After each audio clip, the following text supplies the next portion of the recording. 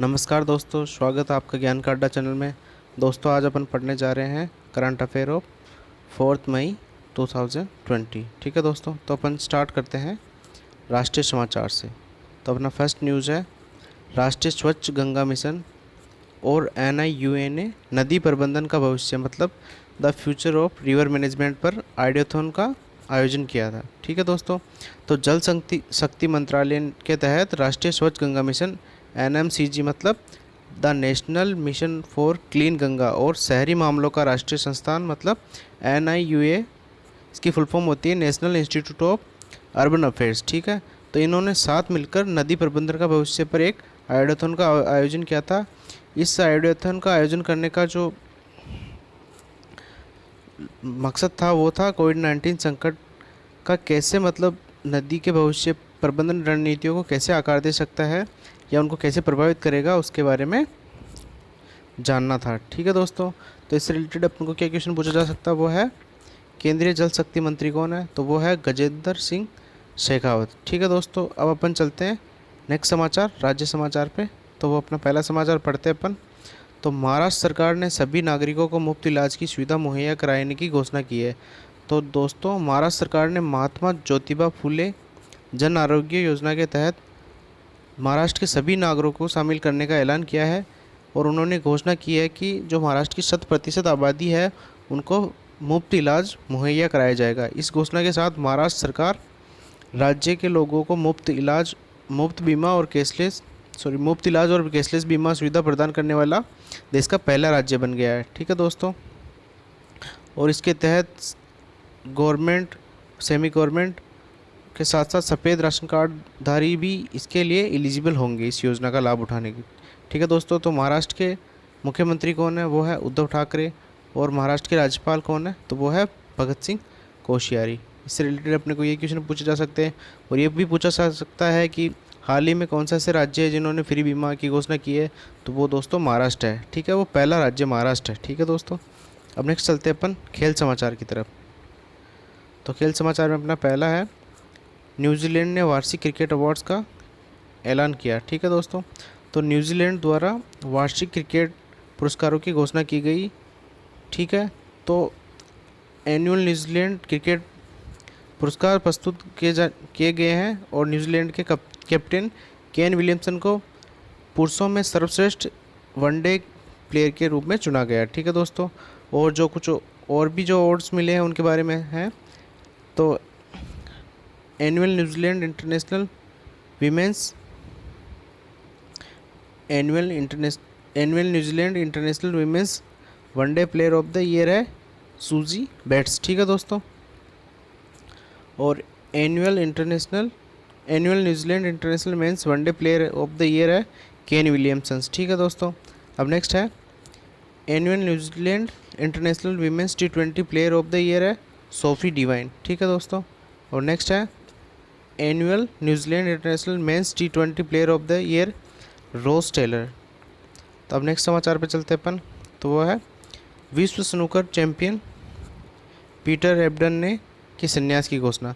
तो दोस्तों, विश्व स्नूकर चैंपियन पीटर एब्डन ने प्रोफेशनल स्नूकर से संन्यास लेने की घोषणा की है और उन्होंने ये घोषणा उनके गर्दन और पीठ के चोटों के चलते की है।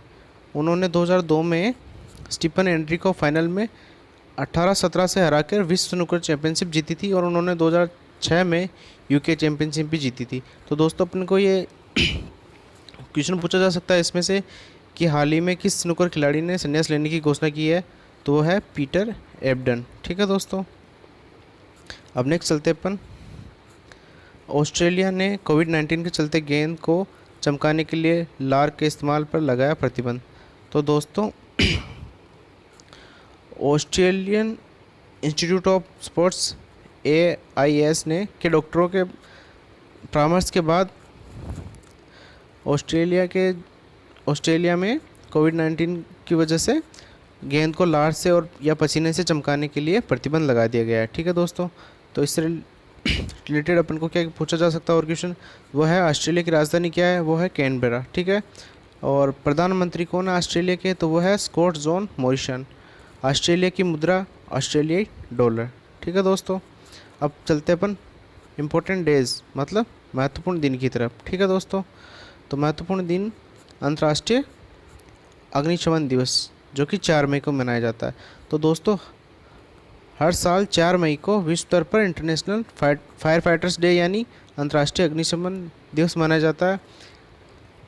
ये दिन 1999 से लगातार जो भी फायर फाइटर्स थे उनके बलिदानों को याद करते हुए और उनको सम्मानित करने के लिए मनाया जाता है, और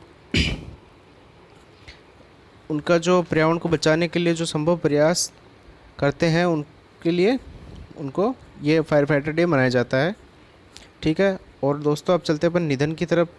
तो आज लोकपाल के न्यायिक सदस्य न्यायमूर्ति A.K. त्रिपाठी का निधन हो गया। ठीक है दोस्तों, तो भारतीय लोकपाल के न्यायिक सदस्य न्यायमूर्ति अजय कुमार त्रिपाठी का नोवल कोरोना वायरस बीमारी के संक्रमित होने के कारण उनका निधन हो गया।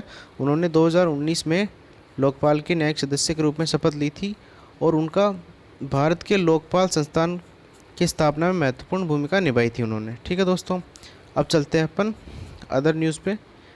तो वो है जियोग्राफिकल इंडेक्स रजिस्ट्रार ने की कश्मीरी केसर को भौगोलिक संकेत देने की घोषणा। ठीक है, तो दोस्तों हाल ही में कश्मीरी केसर को जियोग्राफिकल इंडिकेशन रजिस्ट्री द्वारा जियोग्राफिकल इंडिकेशन टैग दिया गया है, और ये केसर कश्मीर के कुछ ही इलाकों में उगाया जाता है, जिनमें से है श्रीनगर, पुलवामा, बडगांव, किश्तवाड़। ठीक है दोस्तों, तो इससे रिलेटेड अपन को क्या क्वेश्चन पूछा जा सकता है कि हाल ही में कश्मीर के किस उत्पाद को जीआई टैग दिया गया है, तो वो है कश्मीरी केसर। ठीक है, और ये कहाँ कहाँ उगाया जाता है, तो वो है श्रीनगर, पुलवामा, बडगांव और किश्तवाड़ में। ठीक है दोस्तों, अब इससे रिलेटेड अपने को और क्या क्वेश्चन पूछा जा सकता है, तो वो जम्मू कश्मीर के लेफ्टिनेंट गवर्नर कौन है, तो वह है गिरीश चंद्र मुर्मू। अब नेक्स्ट चलते हैं अपन, तो नेक्स्ट है HDFC बैंक ने हम हार नहीं मानेंगे सॉन्ग किया जारी। तो दोस्तों हाल ही में HDFC बैंक ने कोविड-19 महामारी के कारण देश में लागू लॉकडाउन के में आशा बनाए रखने के लिए हम नहीं हारेंगे टाइटल से एक सॉन्ग जारी किया है। इस सॉन्ग के जो लिरिक्स लिखे थे वो लिखे थे प्रसून जोशी ने, और ये सॉन्ग का जो साउंड म्यूज़िक दिया था वो AR रहमान ने दिया था। और इसी के साथ HDFC बैंक ने घोषणा की है कि सोशल मीडिया के द्वारा जितना ज़्यादा इस सॉन्ग को शेयर किया जाएगा उसके साथ 500 रुपये PM केयर फंड्स में योगदान दिया जाएगा HDFC बैंक के द्वारा। तो दोस्तों इसके अलावा इसमें से अपन को क्या क्वेश्चन पूछा जा सकता है, वो है HDFC बैंक का मुख्यालय कहाँ, तो वह है मुंबई, महाराष्ट्र में। और HDFC बैंक के प्रबंध निदेशक कौन है, तो वो है दोस्तों आदित्य पुरी। तो दोस्तों अगर आपको ये मेरा वीडियो अच्छा लगा तो please like and subscribe my channel ज्ञान अड्डा। थैंक यू दोस्तों।